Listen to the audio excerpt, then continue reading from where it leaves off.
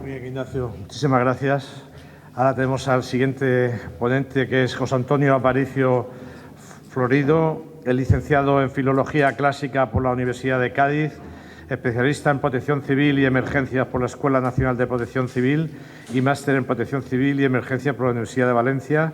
Él se ha formado dentro del Instituto de Gestión de Emergencias del FEMA de Estados Unidos.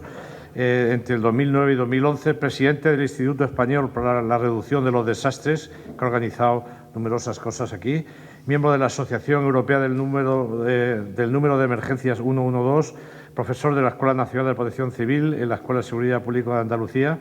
Está metido en la Agrupación de Voluntarios de Protección Civil de Cádiz y es profesor de distintos másteres, coordinador de formación de emergencias europeos 112 y luego es autor de diversos libros. Es una persona muy conocida en Cádiz, muy buen escritor y ha trabajado muchísimo en esto.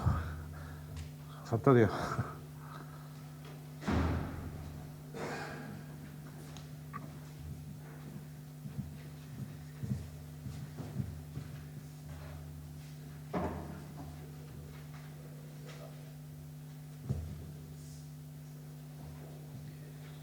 Bueno, muchas gracias por la presentación, Gregorio. Muchas gracias por invitarme a este nuevo evento, esta nueva jornada sobre el riesgo de tsunamis. Y muchas gracias al Ayuntamiento de Chipiona, a la Asociación de Técnicos de Puertos y Costas. Bueno, yo me voy a centrar sobre todo en lo que es el terreno nuestro de la gestión de emergencias, que son la planificación y cómo ahora llevar todo esto a la cuestión de la seguridad, una seguridad práctica para la población, ¿no? Para empezar, hay que decir, frente a esas percepciones que tiene la gente ahora, ese supuesto temor que puede tener la gente a este tipo de fenómenos, casi insólitos, porque, claro, hasta hace poco nadie pensaba que aquí podía haber tsunamis.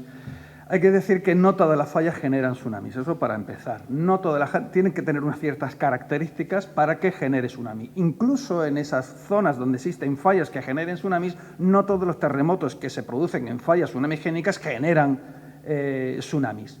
Y de los que sí se generan, muy pocos generan tsunamis destructivos, es decir, cada vez vamos a lo menos. Tenemos ahí una secuencia que tampoco sabemos muy bien si es cierta o no, porque partimos de documentos históricos o de narraciones o relatos históricos, y sí que tenemos a partir de un cierto periodo donde tenemos mucha información documental, aproximadamente de 1722, 1731, donde tenemos mucha información bien documentada, y a partir de una época ya muy posterior, ya la época instrumental, con mareógrafos y con sismógrafos que ya nos permiten afirmar que esos tsunamis, esos terremotos están provocados, o sea, que esos tsunamis están provocados por terremotos.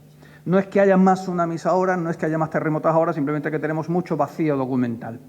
De todo lo que tenemos en el periodo histórico, ¿cuántos han sido destructivos? Pues no se sabe bien. El de 1755, por supuesto. El del 218 a.C., parece que hay unas descripciones que nos hacen pensar que tuvo que ser ciertamente destructivo.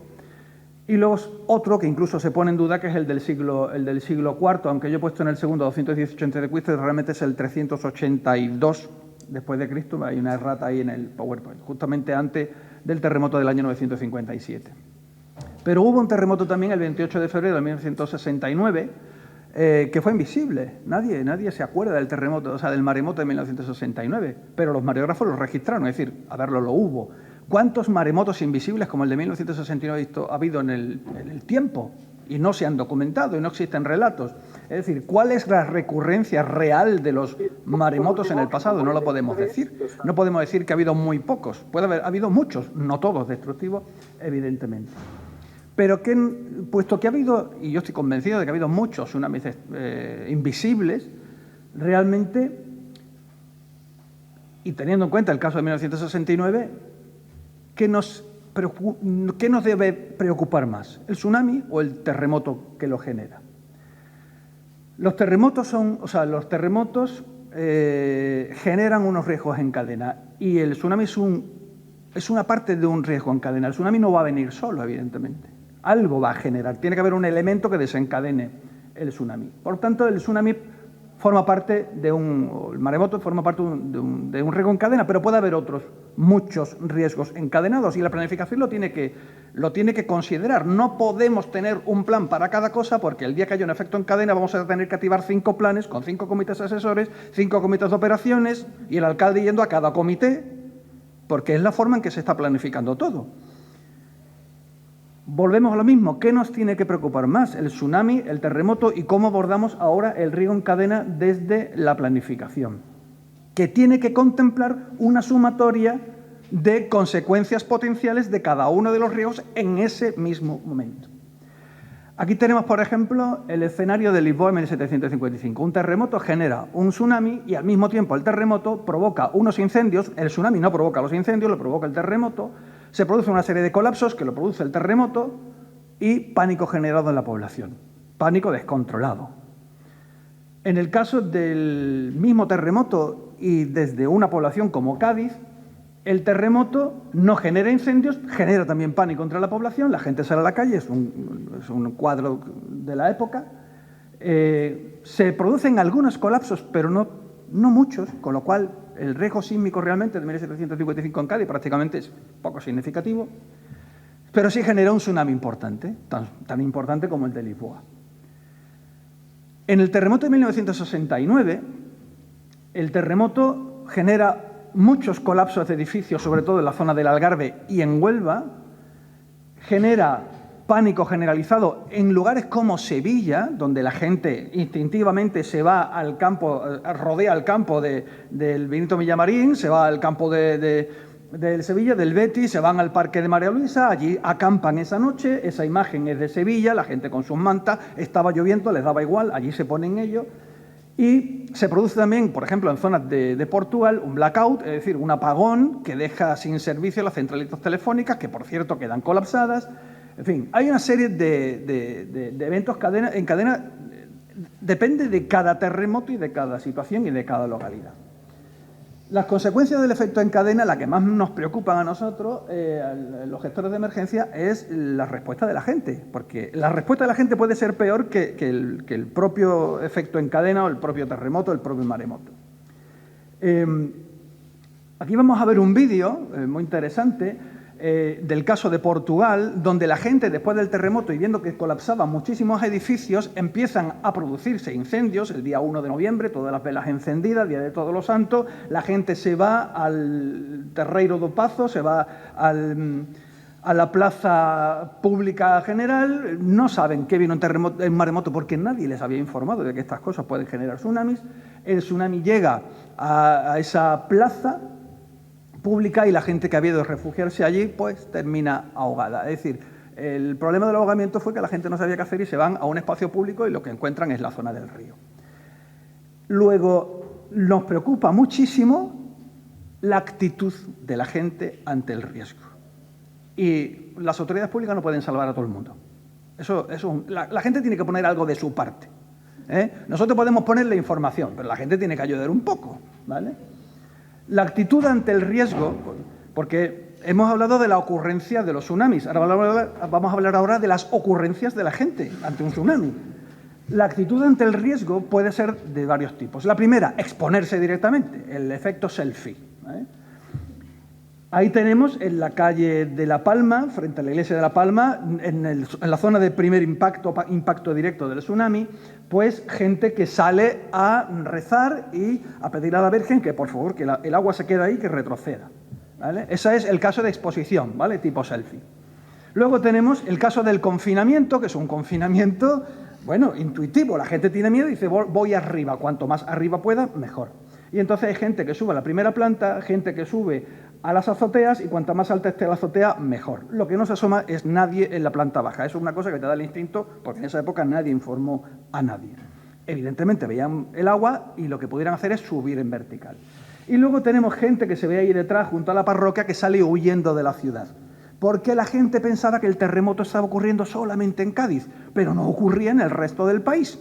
Con lo cual la gente tendía a ponerse a salvo, por ejemplo, en la isla de León, en el actual San Fernando. Y la gente que huyó, cuando 78 minutos después llega el maremoto, que además el maremoto tiene la mala costumbre de llegar después del terremoto, con lo cual cuando la gente se calma, sale huyendo, les da tiempo a huir y de pronto les coge el maremoto y los ahoga a todos porque no hay dónde subir en vertical en la zona de Cádiz a San Fernando. Con lo cual, ahora tenemos eso, las ocurrencias de la gente, por ejemplo, en el caso del supuesto maremoto de 1983, una alerta real, ojo, esto no fue como dijo El País, esto una falsa alarma, no hubo falsa alarma. El periódico El Anuncio de un maremoto provocó la alarma entre la población y fue una alerta real de la delegación del Gobierno del Estado en Cádiz. Y es más, conozco al hijo del mecánico del hidroala que detectó la ola en el pleno mar en Tánger, que me llamó, efectivamente, mi padre vio esa ola y se dirigía hacia Cádiz y tenía 5 metros de altura. Y eso fue lo que dio la alarma a las autoridades locales. ¿Y en 1983 qué hace la gente en Barbate? Pues ir a verlo. O sea, ir a verlo. O sea, esto cuando ahora nos dicen, no hablemos de tsunamis, que la gente se alarma. En España no. En España la gente va a hacerse un selfie. Pero es que van con prismáticos. Con prismáticos, ahí lo tenemos, del supuesto maremoto, no se pudo ver ni con prismáticos. Bueno, si hubiera habido un maremoto no hace falta prismáticos, eso lo aseguro yo, ¿no? Pero ocurre lo mismo, por ejemplo, con la borrasca Emma en el año 2018. Oleajes que yo no he visto en mi vida en 55 años. Y en el 2018 la gente se sube al pretil, que es lo lógico, en estos casos, con tu selfie, para publicarlo luego en Internet. Si hubiera sido un caso real, luego la culpa es de las autoridades, que es que no le han informado a estos muchachos de que no se puede hacer un selfie en esta situación. Y en el año 2022, el meteo tsunami, pues lo mismo. La gente coge la nevera y ya está, y espera que el agua se vaya y luego lo volverá a colocar, se hacen un selfie para que quede registro de todo esto. Y esto es disfrutar la playa de otra manera, ¿vale? Esto es preocupante. Porque igual que en el meteo tsunami de este año no ha pasado nada, podrá pasar, porque la gente va a tener esa reacción. Y aquí yo pongo en este PowerPoint una idea que parece una genialidad de José Manuel Calvo Hurtado, compañero mío de Protección Civil de Cádiz, que como otras muchas genialidades que yo he escuchado de él, nos habla de que efectivamente aquí lo que tiene que no son los planes del ayuntamiento o del Estado o de la Junta de Andalucía los que tienen que funcionar perfectamente bien, ¿no? Tiene que funcionar perfectamente bien la autoprotección en primer nivel. ¿Cómo? ¿De qué manera? La autoprotección, nosotros, hay una cosa que José Manuel Calvo dice y es lo siguiente: el 90% del tiempo, por no decir el 95% del tiempo, o estamos en casa, o estamos en el trabajo, o estamos en un centro educativo, o estamos en lugares de ocio. Y el resto del tiempo estamos en tránsito entre un sitio y otro. Con la mayor probabilidad vamos a estar en cualquiera de esos escenarios. Y los sistemas de autoprotección de esos lugares tienen que funcionar. Lo que no puede ocurrir es que en pleno terremoto, en pleno tsunami o en un efecto en cadena, la gente se esté desplazando de un lugar a otro. Es decir, lo que deberíamos procurar en la autoprotección es evitar la exposición directa, y para eso tiene que funcionar bien la respuesta en esos lugares. Esa autoprotección va a favorecer el encapsulamiento de la población, es decir, funcionar como pequeñas células operativas. Y eso va a controlar los comportamientos erráticos, porque si tú en un colegio evitas que la gente salga fuera en pleno terremoto, pues evitaremos daños por terremoto, lesiones por terremoto. Si un sitio no es evacuable en horizontal por un tema de inundación, pero sí es evacuable a nivel vertical, eso nos va a permitir que controlar ese comportamiento errático haga que la gente no se exponga al peligro. Lo que no puede ocurrir es lo que ocurrió en el año, quiero recordar, en el año 2009, algo que me costó el divorcio, fue un anuncio de un tornado que iba a llegar a Cádiz a las 5 de la tarde. España no tiene capacidad para eso, ¿vale? Pero eso fue lo que el boletín de la Agencia Española de Meteorología se malinterpretó y se le dijo a los directores de los colegios: a las 5 de la tarde va a haber un tornado en Cádiz. La realidad es, lo que quería decir la agencia, y lo dijo así: a partir de las 5 de la tarde es posible que por las circunstancias meteorológicas que estamos observando pueda producirse un tornado en algún punto de Cádiz, provincia.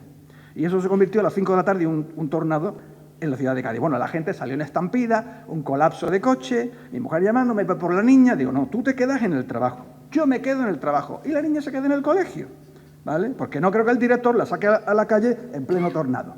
Tú te quedas ahí, que no, que sí, que no, que sí, que no. Y yo digo, me costó el divorcio. Bueno, fue el preámbulo. Fue el preámbulo.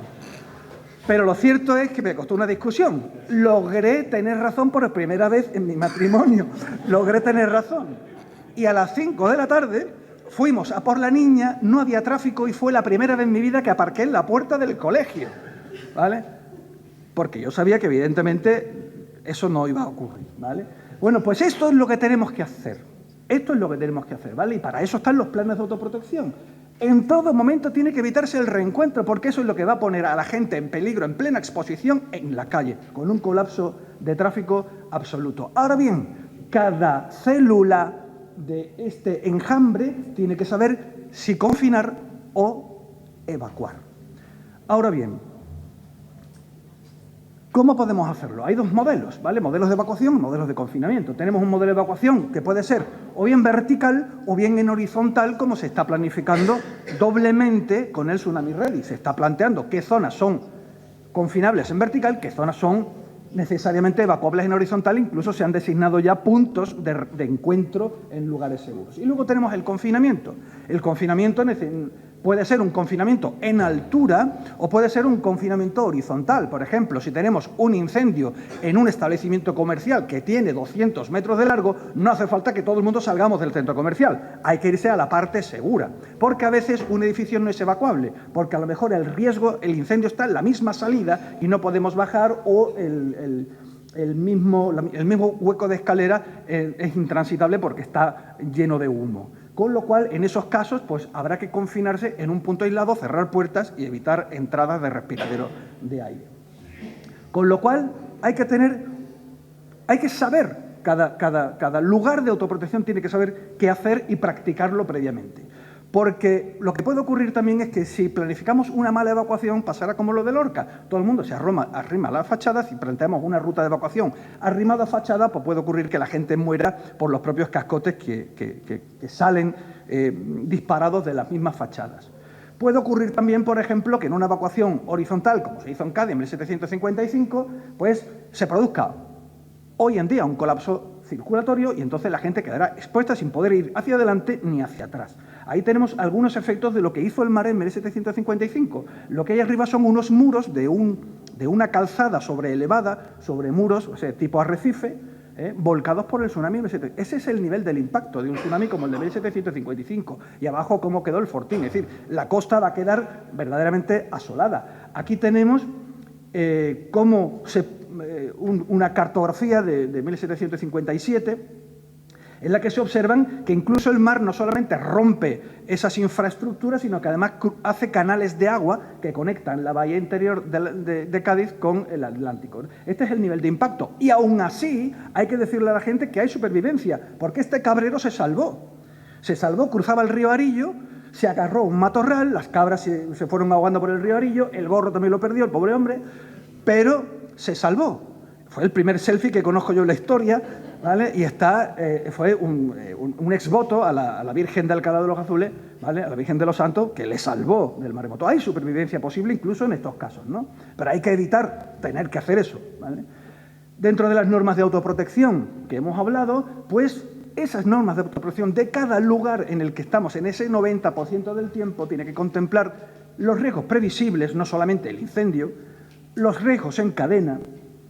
Hay que contemplar también si vamos a confinar o vamos a evacuar por cada riesgo posible y cuándo, porque si tengo un terremoto y luego tsunami, en el terremoto siempre se ha dicho si estás dentro, quédate dentro, si estás fuera, quédate fuera. Pero sabes que luego tienes un minutaje para que llegue el tsunami y entonces ahora tienes que hacer la segunda. O sea, una vez que ya he salvado el tema terremoto con la evacuación o confinamiento, ahora que sé que va a venir un tsunami o puede venir un tsunami, tengo que saber si tengo que volver a confinar en un edificio seguro o tengo que hacer una evacuación horizontal.